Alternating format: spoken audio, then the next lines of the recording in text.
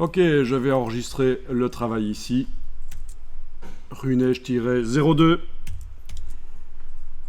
Et là, on va un peu parler des corrections couleurs maintenant. Mieux intégrer les éléments dans le décor. Parce que là, oui, ça pourrait à la limite passer. On peut imaginer qu'il y a eu un flash dessus, mais ils sont quand même fort jaunes.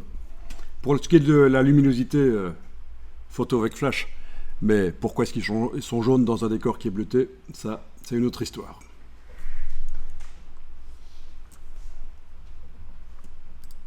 Vous avez toujours vos lions dans la forêt? Parfait.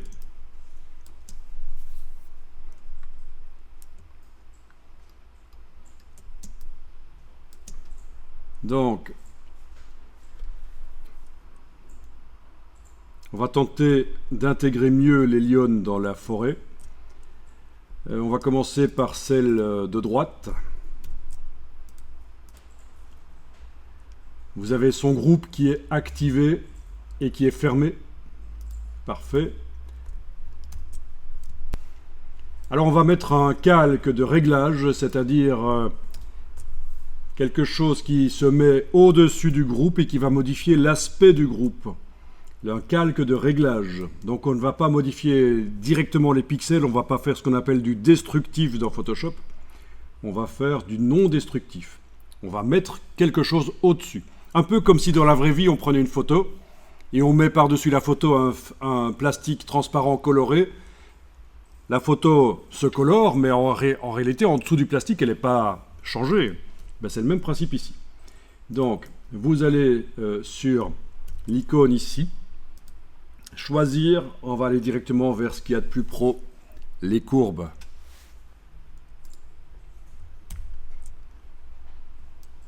Donc le réglage de courbe s'ouvre dans un panneau qui s'appelle Propriétés. Si jamais il se ferme, il faut faire menu Fenêtre, Propriétés. Ou alors, vous pouvez aussi tenter de double-cliquer à gauche du calque, ici. Voilà, et ça réouvre le panneau Propriétés. Donc le principe des courbes ici, c'est que si vous mettez un point, et que vous le bougez, d'abord je vais tout de suite vous dire que si vous avez mis un deuxième point, vous pouvez le prendre et le sortir pour ne plus en avoir qu'un seul. Vous voyez, c'est comme un élastique, c'est rigolo. Ça, j'y passerai des heures, moi. Trop drôle. Donc vous bougez le point, c'est la luminosité, comme vous voyez. Sauf que ça modifie tout ce qui se trouve en dessous du réglage. Tout ce qui se trouve en dessous du réglage, les trois lions et le décor sont modifiés. Et c'est pour ça que bien sûr il y a une solution pour que ça n'agisse, parce que c'est ce que je veux faire, que ça n'agisse que sur le groupe qui est là. Est-ce que quelqu'un connaît l'astuce? Quelqu'un qui aurait déjà chipoté à Photoshop? Je vous donne l'astuce. Ouvrez vos yeux. Open your eyes. Ouvre tes ouilles. C'est la touche Alt, enfoncer la touche Option sur le clavier Mac, la touche Alt. Sans enfoncer la souris, je fais voyager le pointeur entre la vignette du réglage et le groupe. Et quand je vois cette icône spéciale, donc toujours avec la touche Alt du PC, la touche Option enfoncée, je vais cliquer mais sans bouger la souris, parce que si je bouge la souris, ça va faire une copie. Voilà. Et là, on lâche la touche Alt. Et là, on voit que le groupe est souligné parce qu'il est à la base de ce qu'on appelle un système d'écrêtage. Et on voit que le calque de réglage a une petite flèche qui indique qu'il ne va agir que sur ce qui se trouve en dessous de lui. Et là, quand vous prenez le point, ça ne modifie que la lionne qui est dans le groupe. La lionne et ses ombres, d'ailleurs. Bien. Alors, vous allez ajouter un deuxième point et vous bougez un point par rapport à l'autre. Et donc, le principe, c'est que quand on fait une courbe en forme de S, un peu comme ça amène du contraste. Alors que quand on fait une courbe en forme de S inversée, comme ça plutôt, Ça enlève du contraste. Donc voilà, amusant. On peut régler le contraste grâce à ça. Donc, le réglage en bas, là, dans la palette des calques, le calque de réglage qui s'appelait luminosité contraste, en fait, vous n'allez pas l'utiliser, c'est un truc de tout débutant. Si vous voulez faire du contraste, allez dans le réglage des courbes, ce sera beaucoup mieux. Parce que dans le réglage des courbes, on va même pouvoir, ne le faites pas, je vous montre juste, mettre des points supplémentaires pour régler spécifiquement les parties les plus claires ou les plus foncées de l'image en dessous. Là, par exemple, je suis en train de modifier les parties les plus foncées, vous voyez. Et là, au-dessus, les parties les plus claires. Bien. Mais je vais retirer ces points parce que c'était juste pour vous montrer que par rapport au réglage qui s'appelle luminosité contraste, ceci permet de faire beaucoup mieux. On peut mettre jusqu'à 16 points pour contrôler la courbe. Donc ce que je vais peut-être faire ici, parce que vous voyez peut-être que ça modifie la couleur. Si on enlève l'œil en face du réglage pour ne pas voir ce qu'il donne, pour qu'il eh bien, il modifie la couleur aussi. Donc ça peut être intéressant que le calque de réglage, son mode d'application ici, à la place de normal, vous le mettez en tout en bas, le mode luminosité, voilà. À la place de normal ici, pour le calque de réglage qui est activé, si vous mettez luminosité, vous allez arriver à modifier la luminosité sans que ça modifie la couleur. Et c'est quand même beaucoup mieux. Est-ce que vous voyez la différence ? Par rapport au mode normal, si je remets le mode normal, voilà. Quand je modifie, on voit que la couleur change. Même si je contraste, voilà, je contraste, la couleur change. Mais si je passe en mode luminosité, les couleurs restent les mêmes. Et je n'agis vraiment que sur la luminosité. Est-ce que je fais une courbe en forme de S ou en forme de S inversée? Ça, c'est vraiment un choix. On peut venir remodifier ça tant qu'on veut par la suite.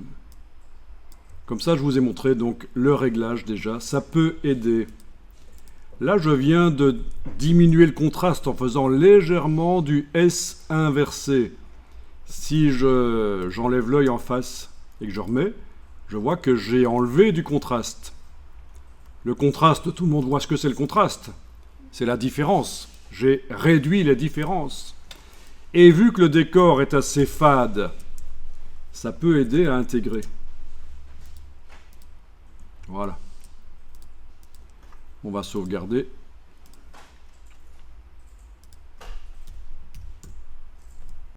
Bon, ça c'est pas mal.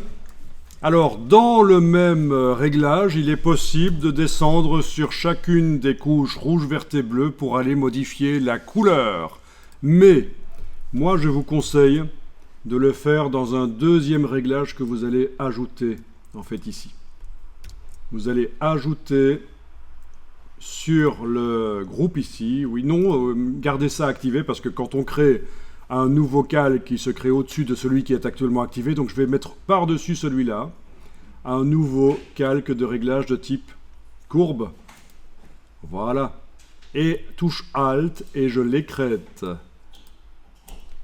Et donc celui-là, il va me servir pour régler les couleurs. Celui-là, je peux le renommer. Réglage Lum. C'est juste pour la démo, vous n'êtes pas obligé de renommer. Et celui-là, ça va être réglage couleur.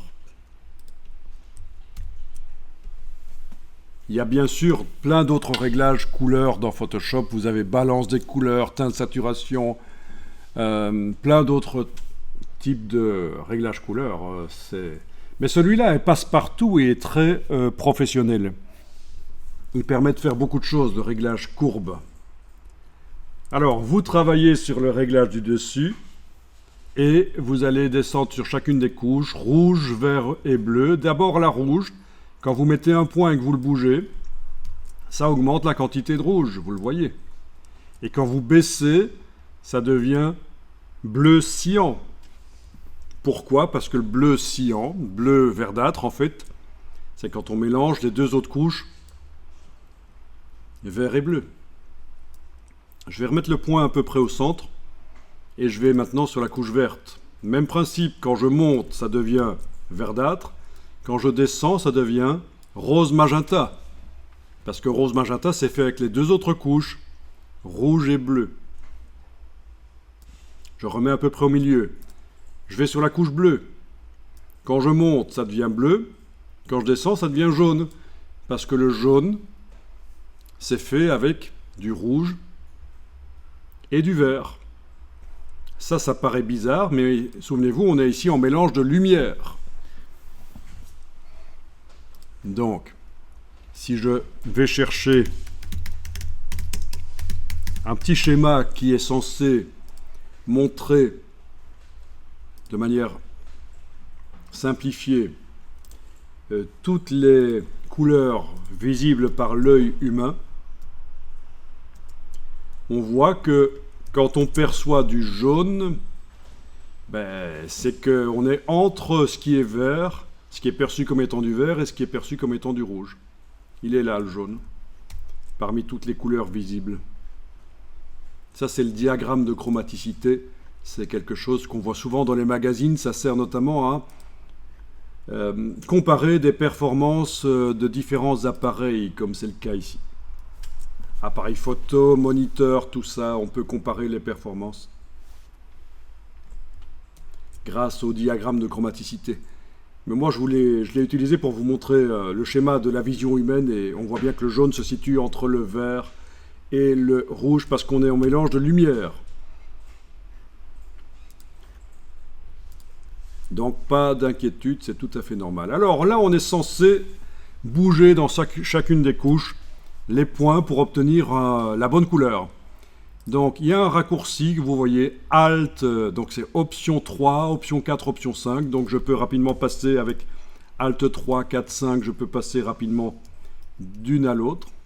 Et je décide, qu'est-ce que je vais monter? Peut-être quand même monter un peu le bleu, parce qu'il est quand même dans un environnement froid. C'est surtout la couche bleue que je vais monter. La rouge et la verte, ça bouge pas trop, mais la bleue, j'augmente la quantité de bleu. Ça paraît logique. Si je regarde l'avant et après, voilà. On est d'accord que ça paraît mieux intégré? On est dans le froid, là.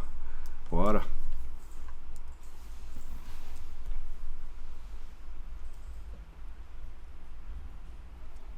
Par contre, si je retourne sur l'autre qui concerne la luminosité, il est peut-être un peu trop lumineux, donc je vais peut-être quand même garder une courbe en forme de S inversée, mais peut-être baisser.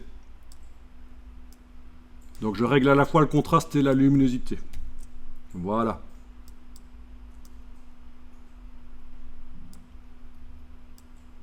On est d'accord?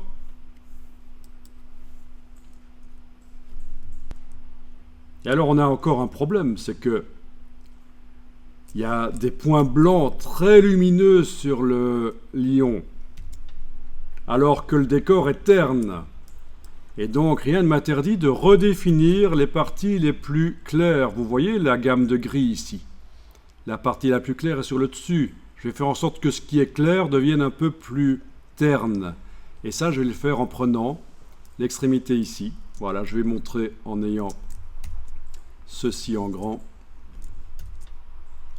L'extrémité, là, je redéfinis ce qui est clair. Je passe de là à là. Vous voyez?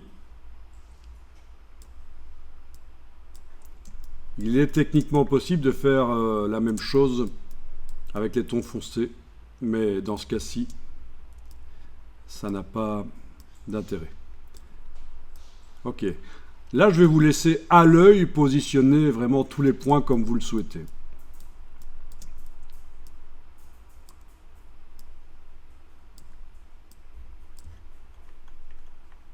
Tout en sachant qu'après on peut revenir dedans pour améliorer, et que nous allons également jouer sur le décor.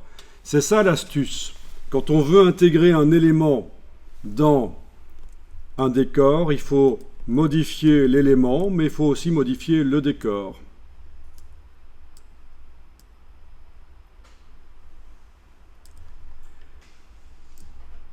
Et c'est ce qu'on va faire. Vous pouvez mettre à jour le fichier sur disque dur sans enregistrer sous un nouveau nom. Simplement fichier enregistré, cette fois-ci ça suffira. Bien. Donc il faudrait la même chose sur les deux autres. Donc qu'est-ce que je vais faire? Je vais dupliquer les calques et les mettre comme ça? Mais non, on va faire plus simple ici. Vous allez activer les trois groupes. Clic, Shift, clic. Donc clic, majuscule, clic. Et vous allez les mettre dans un nouveau groupe en cliquant sur l'icône de dossier ici. Ils sont dans un nouveau groupe. Ah mince, les calques de réglage sont rentrés dedans avec. C'est pas grave, c'est très bien. Donc une solution serait de les sortir du groupe et les écrêter sur le groupe, donc avec la touche Alt comme on a fait, mais il y a une autre solution. Ah, mais elle est déjà mise en place, ou pas? Non. Que je vois un peu ça.